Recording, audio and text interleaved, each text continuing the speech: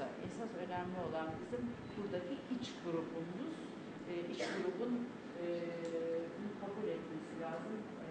Odada biraz belki bir süre sonra havasızlaşacak ama iç gruptakilerle ben kendim tam tanışmamış olsam bile bugüne kadar onlardan gelen ilk dönütlerin oluşturduğu bir tablo var şu an karşımızda. Bugün biraz onları değerlendireceğiz. Tabiri caizse bunların hiyerarşisini oluşturmaya çalışacağız. Ben bütün katılımcılara teşekkür ediyorum. Oluşturabiliriz. Buna bakacağız şimdi.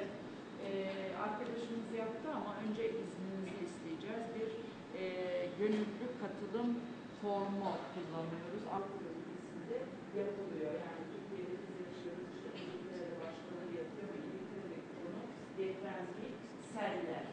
Başka bir ülkede çığ, toprak kayması üzerine yapıyoruz. Yani bütün doğal afetler bu proje kapsamında. You sitting there, we want and we value your input.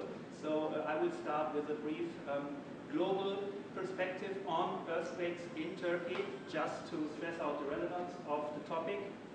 Then to the second part, which Nura will hold on the importance of law.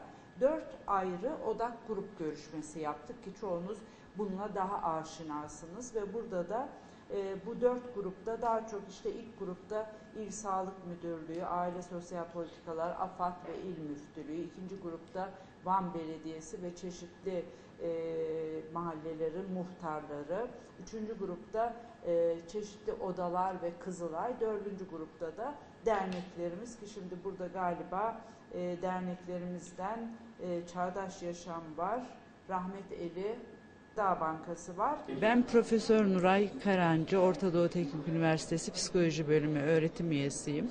Yaptığımız bu proje Avrupa Birliği kapsamında, 7. çerçeve kapsamında afetlere karşı toplumsal dayanıklılığın değerlendirilmesi alanını kapsıyor ve 10 değişik ülkede farklı doğal afet türlerinde toplumsal dayanıklılığın göstergelerinin ne olabileceğini araştırıyoruz. Her ülkede bir vaka çalışması dediğimiz bir çalışma seçiyoruz. Biz de bu çalışma için Türkiye'de Van depremi sonrası toplumsal dayanıklılığı gösteren göstergeleri ortaya koymayı amaçladık. Van'da çeşitli görüşmeler yaptık, anket çalışmaları yaptık, odak grup görüşmeleri ve bugün bu 2013 Uluslararası Van Deprem Sempozyumu kapsamında bir katılımlı çalıştay düzenledik. Bu çalıştaya Van'da ilgili olan kurum, kuruluşlar hem gerek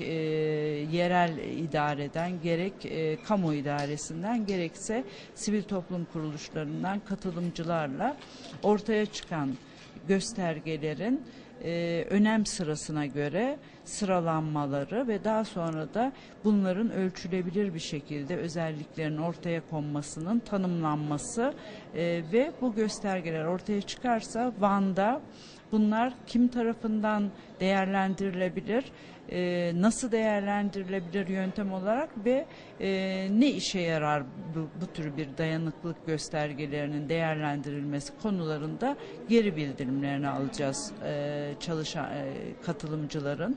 Daha sonra bütün Avrupa ülkelerinden alınan bulgularla beraber ortaya bir toplumsal dayanıklılık göstergeleri modeli koymayı amaçlıyoruz.